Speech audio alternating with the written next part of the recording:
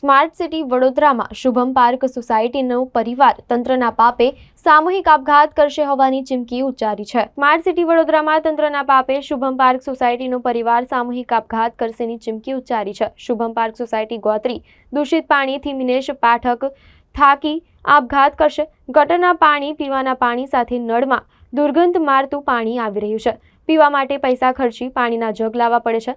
ભાજપ સત્તાધીશોથી થાકી કમિશનર ઓફિસે પહોંચેલ નાગરિકે ફોન પર આક્રોશ ઠાલવ્યો હતો। સ્થાનિક કાઉન્સિલરને વારંવાર રજૂઆત કરી છતાં સમસ્યા હલ નથી થઈ રહી। અઢી 3 મહિનાથી અમે આ બધા પ્રોબ્લેમથી ફેસ કરી રહ્યા છે અને મારા સસરાને આજે 15 દિવસ થયા।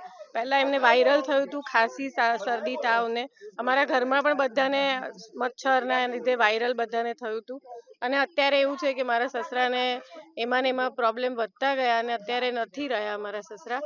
અને મારા સનને પણ ડેન્ગ્યુ થયો હતો, એને એડમિટ કર્યો હતો અને ઇવન છોકરાઓ કોઈ સોસાયટીના બહાર નથી નીકળી શકતા। આખો દિવસ ઘરમાં જ રહેવું પડે છે। અમારે બારણા ખોલાતા નથી, ઘરની બહાર નથી નીકળાતું, એટલી ગંદી વાસ મારે છે।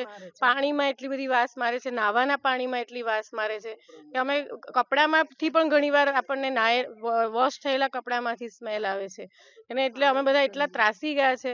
બસ અમને કંઈ રિઝલ્ટ જોઈએ છે। અમે બધું વાતો સાંભળી લીધી, હવે અમને ખાલી રિઝલ્ટ જોઈએ છે। હવે તમે જોઈ શકો છો કે સતત ફ્લો વધતો જાય છે। આખી લાઈન આગળથી બેસેલી છે, જેની રજૂઆત અમે ઓલરેડી 2-3 મહિનાથી કરી રહ્યા છે ને આ વરસાદ પડ્યો એના પહેલા પણ અમે કમ્પ્લેનો દર્જ કરેલી હતી, તે છતાં કંઈ એક્શન લેવામાં આવ્યો એવું લાગતું છે નહીં ને આજે 20 કે લગભગ 22 દિવસ થઈ ગયા છે। સતત આ તમે જોઈ શકો છો કેમેરા એ બાજુ કરીને પાણીનો વેણ આખો આવે છે, આ મચ્છરો બ્રીડિંગ કરી રહ્યા છે, એટલી દુર્ગંધ આવે છે, અમે ઘરની બહાર પગ પણ નહીં મૂકી શકતા। અમને બહાર જવું હોય તો 2 વ્હીલર કાં તો 4 વ્હીલરમાં જ બહાર જવું પડે છે।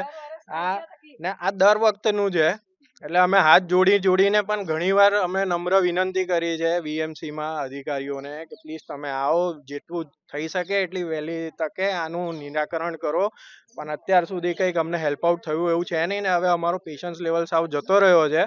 આ તમે જોઈ શકો છો અમારો કોમન પ્લોટ સાવ ખાર કુવા જેવો થઈ ગયો છે, કેમ કે સતત પાણી ચાલુ જ છે ને પાણી ત્યાં જ કલેક્ટ થયા કરે છે। હવે આ ગંદકીમાં ક્યારે ને કઈ સુધી રહીશું એનો પણ કોઈ જવાબ હજુ સુધી મળ્યો નથી। અહીંયા હા આવે છે, ચેક કરવા આવે છે, ઘણા અધિકારીઓ આવે છે, એમને અમને કીધું પણ ખરું કે અમે એક્શન લઈએ છીએ, પગલાં લઈએ છીએ, પણ એ વસ્તુને પણ 15 થી લગભગ 12 દિવસ થઈ ગયા છે, આવીને જોઈને જાય છે, પણ હજુ સુધી કંઈ અમને રિઝલ્ટ મળ્યો છે નથી। અહીંયાની સમસ્યા છેલ્લા 3 મહિનાથી જૂન મહિનાથી છે।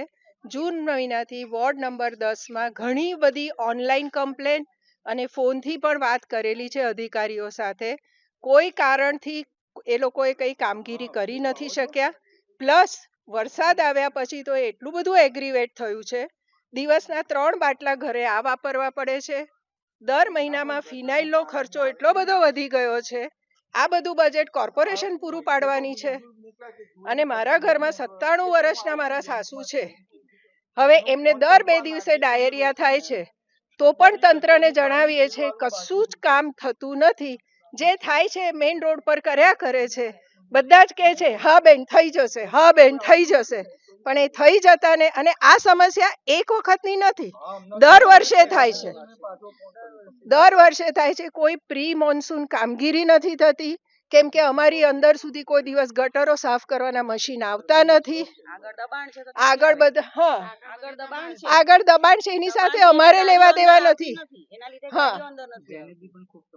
ડ્રેનેજની તો ભાઈ તમે જુઓ કેટલા મચ્છરો છે, કેટલો રોગચાળો છે। એક બેનને તો હાથમાં ફોડલા થયા છે, પણ કઈ છોકરાઓને એડમિટ કર્યા હતા। હા, આમના બાળકને તો ડેન્ગ્યુ થયો તો હોસ્પિટલાઇઝ કર્યા। સામે એક અમારા દાદા રહે છે, એમને 2 દિવસથી માદા છે, એ હોસ્પિટલ જઈ આવ્યા। એક ભાઈ તો આ જ બીમારીથી એમની બીમારી વકરતી ગઈ ને છેવટે હાર્ટફેલમાં એ ગુજરી ગયા, પણ કોઈને કઈ ફરક પડતો નથી। હવે તંત્ર જાગે તો સારું છે, નહીં તો અમારા એક રહીશે કહ્યું છે કે બધા સામૂહિક કંઈક પગલું ભરીશું। એ જોઈને જતા રહે ભાઈ, મુલાકાત લઈ જાય છે, ના નથી પાડતા, આશ્વાસન બી આપી જાય છે, પણ અમારી પરિસ્થિતિ એની એ છે। હું કમિશનર સાહેબને મળવા ગયો હતો, અનિવાર્ય સંજોગોને કારણે કમિશનર સાહેબ ન મળી શકે એટલે એમના પીએ સાથે વાત કરી। એમના પીએ અમારા વોર્ડના સિટી એન્જિનિયર સાહેબ સાથે મુલાકાત ફોન પર કરાવીને વાતચીત કરાવડાવી અને એમને આશ્વાસન આપ્યું કે ભાઈ હવે તમારું કામ પ્રાયોરિટીમાં થશે. તો શું અમારા સોસાયટીમાં કોઈ પણ વ્યક્તિનું મૃત્યુ થાય કે કોઈ પણ વ્યક્તિ બીમાર પડે ત્યાર પછી એનું નિરાકરણ થવાનું છે? હાલની તારીખમાં અમારી સોસાયટીમાં 93 વર્ષ, 75 વર્ષ, 83 વર્ષના ઘણા વડીલો રહે છે, પણ તે લોકોની કોઈ દરકાર કરતું નથી અને કોઈ પણ પ્રકારનું પ્રોસેસ થતો નથી. તો હવે અમે કંટાળીને કાલે મેં કમિશનર સાહેબને રજૂઆત કરવા ગયો હતો કે આ મારી ચીમકી નથી, કે આ મારી ધમકી નથી. હું વાસ્તવિકમાં જો 2-3 દિવસમાં આનું નિરાકરણ નહીં આવે તો હું જાહેર જનતાની સમક્ષ હું આત્મહત્યા કરવાનો છું ને કરવાનો છું. કઈ મુખ્ય સમસ્યા છે? અમારે ત્યાં ગટરનું પાણી વારંવાર ઉભરાયા કરે છે. અમારાથી ઘરની બહાર નીકળી નથી શકાતું કારણ કે એની દુર્ગંધ માર્યા કરે છે. બીજું કે પીવાના પાણીમાં ગટરનું પાણી મિક્સ થઈને આવે છે, જેથી કરીને અમે બધા સોસાયટીમાં વેચાતું પાણી લાવીને પીએ છીએ, પણ પર્ટિક્યુલરલી નાહવા માટે ને બીજા કામ માટે તો ગટરનું પાણીનો ઉપયોગ થાય છે, તો એનો કોઈ ઉપયોગ થતો નથી. એના લીધે સોસાયટીમાં સ્કિન ડિસીઝ પણ થાય છે, ડિહાઇડ્રેશન પણ થાય છે. તો એના માટે તંત્ર શું પગલાં લેશે તેની અમને લેખિતમાં બાંયધરી આપે. અને આ ચીમકી નથી, આ ધમકી નથી, આ વાસ્તવિક મારી એ છે અને હું કરવાનો છું ને કરવાનો છું.